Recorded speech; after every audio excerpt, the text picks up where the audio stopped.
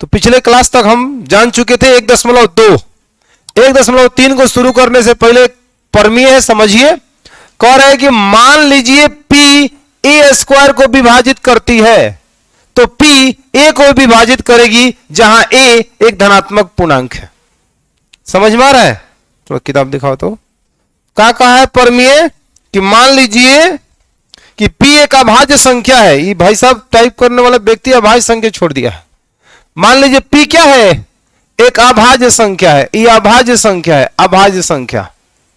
P एक अभाज्य संख्या है और यह P का कारनामा ऐसा है कि P a स्क्वायर को विभाजित करता है। P a स्क्वायर को, P एक अभाज्य संख्या है। अभाज्य संख्या समझ रहे हैं ना आप? जो एक और स्वयं के अलावा किसी अन्य संख्या से विभाजित नहीं होगा, तब P एक का है, अभाज्य संख्या है। उसके बाद बोल रहा है कि P यह अभाज्य संख्या जो है a स्क्वायर को विभाजित करता है, a स्क्वायर को विभाजित करता है, तो यह P a को भी विभाजित करेगा। अब ये नहीं समझ में आता एग्जांपल समझिए। 2 एक अभाज्य संख्या है जो 4 के वर्ग 16 को विभाजित करता है डायरेक्ट। 4 के वर्ग, यहां a का मान हम कितना मान रहे हैं बाबू? 4 मान रहे हैं, स्क्वायर ले रहे हैं, तो 2 4 के वर्ग 16 को अगर विभाजित करता है तो 2 4 को भी विभाजित करेगा। समझ में आया? ये 100% बात सही रहेगा। अगर 3 एक अभाज्य संख्या है, अगर 9 6 के वर्ग अगर 36 को विभाजित किया, 6 के वर्ग 36 को विभाजित किया, तो 3 6 को भी विभाजित करेगा। आ रहा है समझ में? 3 6 के वर्ग 36 को विभाजित अगर कर देता है तो 3 6 को भी विभाजित करेगा। ये 100%। अगर नहीं करता है तो नहीं करेगा। जैसे यहां 5 एक अभाज्य संख्या है जो 4 के वर्ग 16 को विभाजित नहीं करता। बताओ 16 कभी 5 से कटेगा? नहीं कटेगा ना। तो अगर 5 4 के वर्ग 16 को विभाजित नहीं करता है तो 5 4 को भी विभाजित नहीं करेगा। बात सही है, बुझा आप? तो एक परमीय कहता है, परमीय कह रहा है जब अगर कोई संख्या P एक अभाज्य संख्या है, कोई संख्या अभाज्य हो और वह किसी संख्या के वर्ग को विभाजित कर रहा है तो उस संख्या को ही विभाजित करेगा। प्रमाण आपके सामने है। और भी आप एग्जांपल ले सकते हैं, कोई भी ले लीजिए। मान लो 7 एक अभाज्य संख्या है, लेकिन अभाज्य संख्या को ही लेना है। 7 अभाज्य संख्या है, अगर यह 14 का वर्ग जो कि कितना होता है? 14 का वर्ग कितना होता है? 196। अगर 7 से भाग करिए एकदम 100% 196 कट जाएगा। कटा दे, 7 से कटाओगे 7 कम 7 दूना 14, 5 आएगा 56 57 है 56।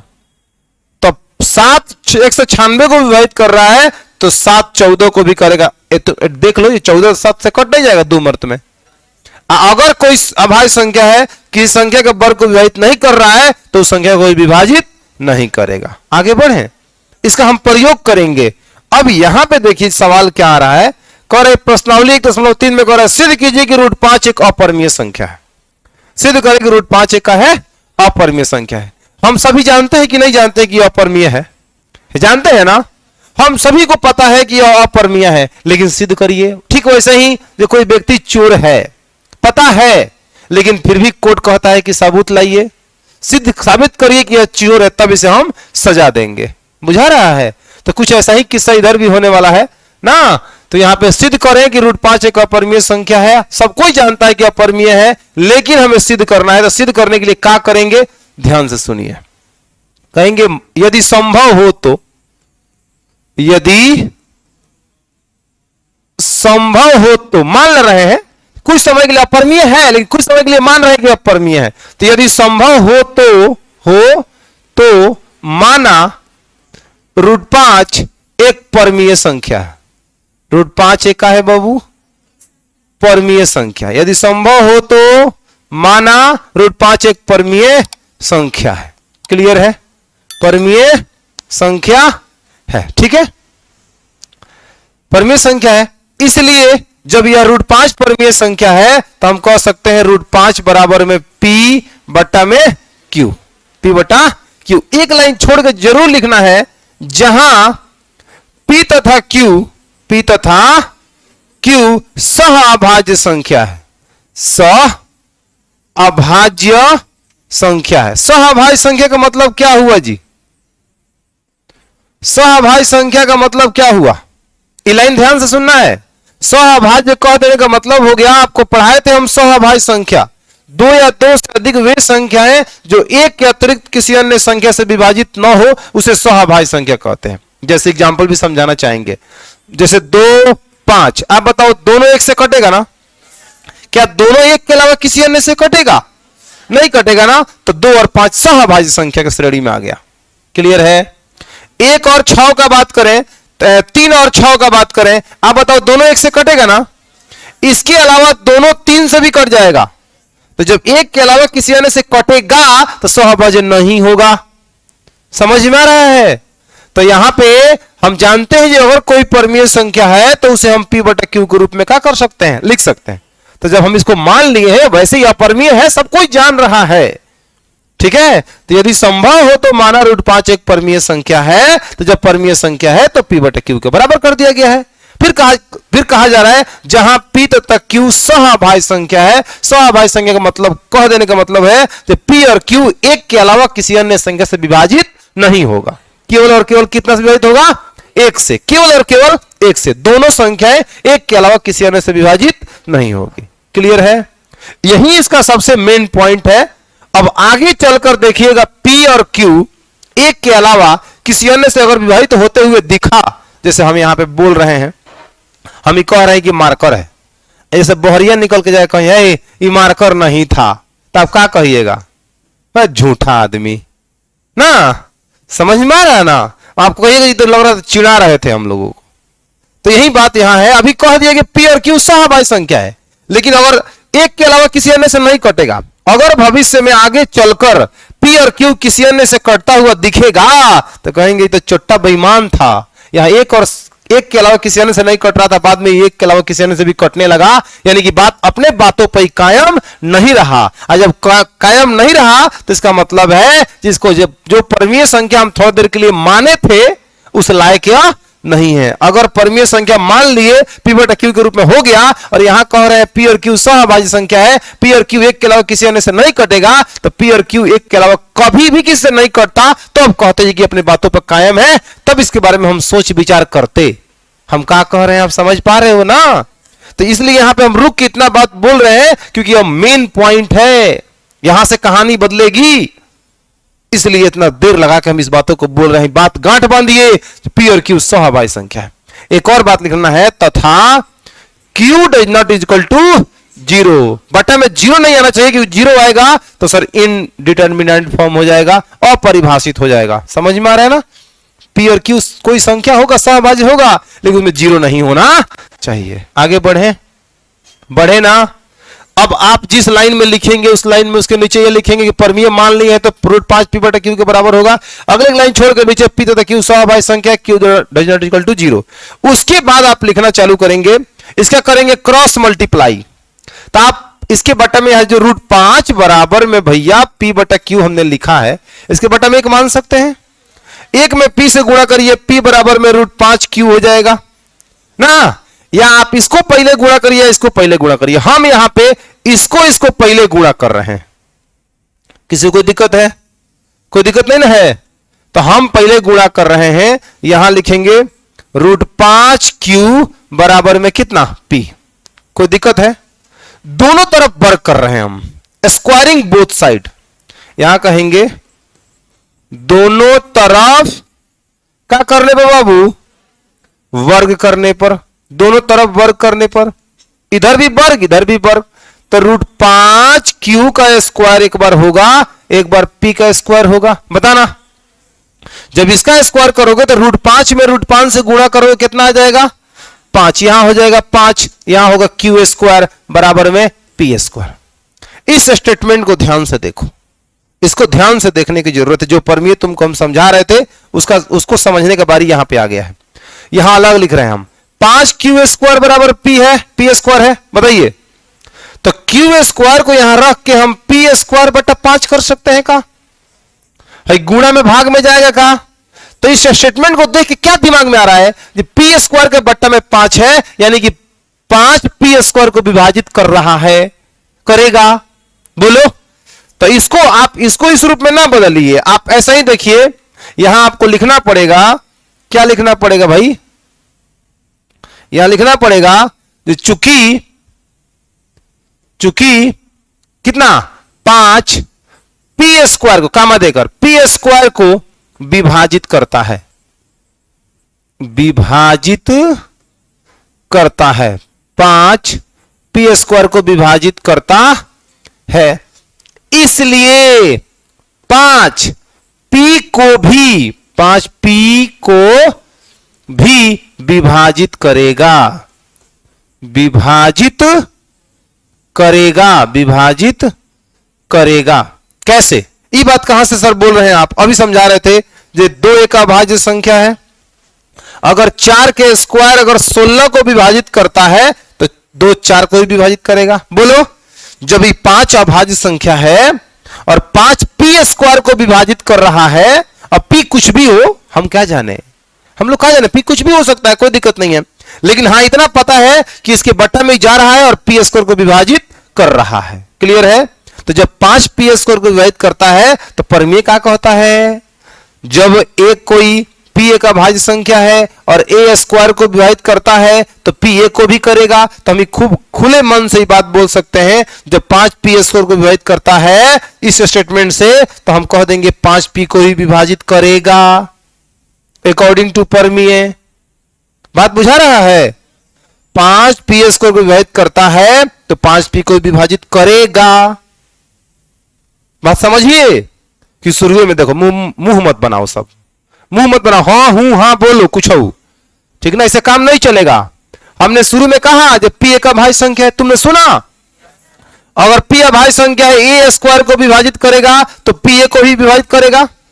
कहे थे एग्जाम्पल में समझाए कि 2 एक अभाज्य संख्या है, 4 के स्क्वायर अगर 16 को विभाजित करेगा तो ये बात तुम्हारे सामने दिख रहा है कि हाँ 2 से 16 8 मर्त में कटेगा, तो 4 का वर्ग है तो 2 4 को भी विभाजित करेगा 2 मर्त में। बोलो, तो वह तो बताइए यहाँ पे कह रहे हैं, अब तुमको लग रहा है सर हई कहां से लिख रहे हैं, तो ये अब तुम्हारे सामने तो हाथ सामने ही तो आया है, ये क्यू स्क्वायर को फिर अगर रखोगे तो पी स्क्वायर बटा में कितना आएगा 5। तो स्पष्ट बात सुनो, जब 5 पी स्क्वायर को विभाजित कर रहा है, ये जो स्टेटमेंट है बट्टा में जब आ रहा है तो पक्का है किसको विभाजित कर रहा है। बोलो, तो ये बात लिखे हैं 5 पी स्क्वायर को विभाजित करता है, इसको देखकर, तो जब 5 पी स्क्वायर को विभाजित करता है, पी ए स्क्वायर विभाजित करता है तो पी ए को भी करेगा। तो इसी आधार पर हम लिख रहे हैं जब 5 पी स्क्वायर को विभाजित करता है तो 5 पी को भी विभाजित करेगा। बोलो, अब बुझाया? तो अब यहां पे शुरू में क्या कहा गया तनी बताना, जो पी और क्यू सहअभाज्य संख्या है, माने पी और क्यू एक के अलावा किसी अन्य से, और है देखो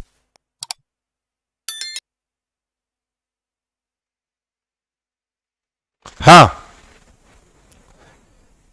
तो यहां पे कहा था पी और क्यू सहअभाज्य संख्या है, माने पी और क्यू एक के अलावा किसी से नहीं कटेगा, और हैजा का हुआ 5 पी को विभाजित करेगा, 5 पी को विभाजित करेगा, एक मतलब हो गया पी तब 5 से विभाजित होगा। नहीं समझ में आया? 5 पी को विभाजित करेगा, हैजा कहा जा रहा है पी और क्यू को एक के अलावा कोई विभाजित नहीं करेगा, और यह आधा बात गलती हो चुका है। बुझाया? आधा बात क्या हो चुका है, गलत हो चुका है। पूरा बात तब गलत होगा जब क्यू भी एक के अलावा किसी अन्य से विभाजित होने लगेगा। बुझाया? तो यहां पे कहेंगे कि यह अतः हमारा मानना गलत है कि √5 एक परमीय संख्या है, अतः √5 एक अपरमीय संख्या है, क्योंकि इसको हमने मौका दिया, इसको हमने मौका दिया कुछ समय के लिए। जैसे मान लो एक छोटा बच्चा बचपन में, याद है ना, चीनी खा के मुंह, जैसे ना चुरा के चीनी तुम भी खाया ही होगा, छोटा बच्चा चीनी खा लेता है, मुंह बंद, देख लिया घर गार्जियन को चाहे मम्मी को, मुंह बंद, मां पूछेगी चीनी खाया है, मुंह खोलो, पकड़ा गया कि नहीं पकड़ा गया? पकड़ा गया ना, बस वही हाल है। अभी कुछ देर के लिए कहा जा रहा है कि नहीं है, मानो परमीय है, लेकिन बाद में इसका गलती पकड़ा ही जा रहा है कि यहां जो कहा जा रहा है ना पी और क्यू सहअभाज्य है, एक के अलावा किसी अन्य से नहीं कटेगा, यहां नहीं कटना चाहिए, तो यह शर्त कोई कहां हमेशा के लिए लागू हो पा रहा है। यहां आके देखो तो 5 पी को विभाजित करेगा, यानी पी 5 से कटने लगा। बुझा रहा है? अब आगे कहानी में क्या कहना है सुनो। अब इसके बाद तुम यहां तक आना तो एक भाग समझो, इसका माना P बराबर में तुम मान लेना 5 के से कौशल समझ में आ रहा है? आपको ई कौन नया आफत ला दिए सर, माना P बराबर 5 के, बराबर ही क्यों, P बराबर ही क्यों? देखो ये बड़ा 5 किसको विभाजित किया है? P को, तो P बराबर ही मानना है। अगर 5 Q को विभाजित किया होता तो हम Q बराबर मानते। पहली बात बुझा रहा है।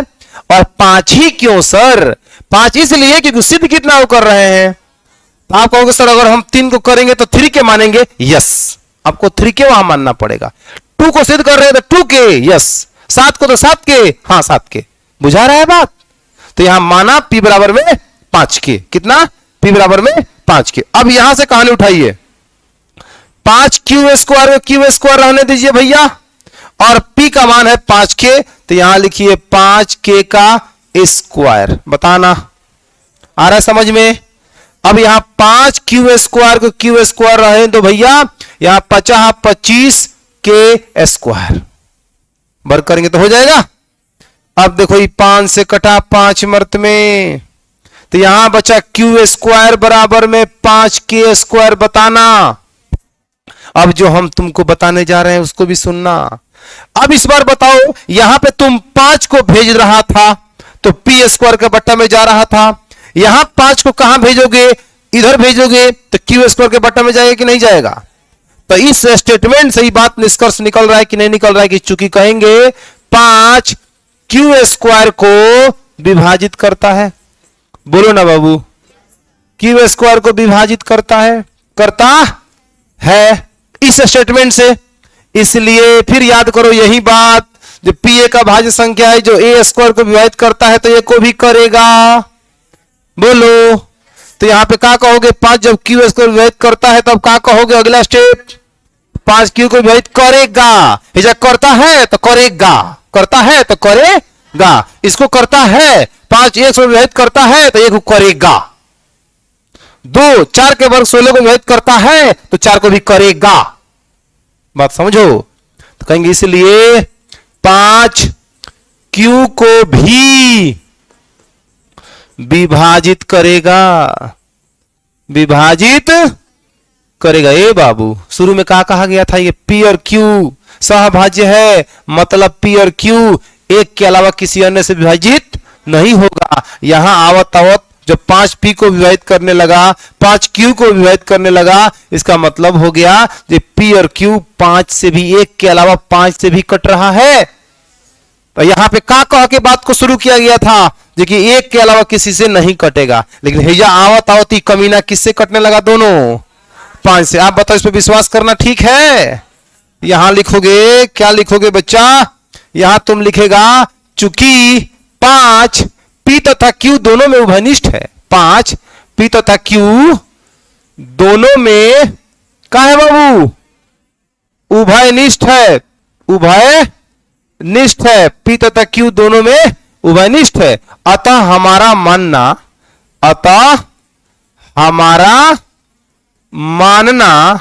गलत है कि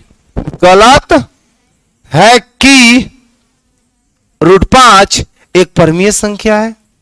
एक परमीय संख्या जो शुरू में हमने माना वो एकदम गलत निकला, विश्वास गलत निकला। अतः हमारा मानना गलत है कि √5 एक परमीय संख्या है। लास्ट में कह देंगे अतः √5 एक अपरमीय संख्या है। अपरमीय संख्या है, अपरमीय संख्या है। बोलो, किसी को कोई दिक्कत है? समझ में आया अच्छे से? चलिए नोट करिए, फिर जरूरत पड़ेगी तो एक और सवाल करेंगे ना, तो आपसे अभी सिद्ध करवाएंगे। ठीक है, चलिए।